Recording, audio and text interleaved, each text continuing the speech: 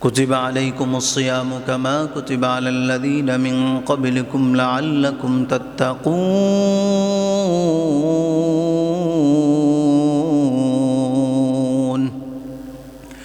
رب كريم বলেন বান্দা আমার রমজানের রোজা কি বান্দা আমি তোমাদের উপর ফরজ করলাম।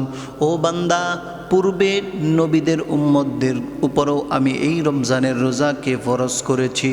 ও বান্দা, কেন আমি রমজানের রোজাকে ফরজ করলাম জানোনি? রব্বে করিম বলেন লাআল্লাকুম তাত্তাকুন।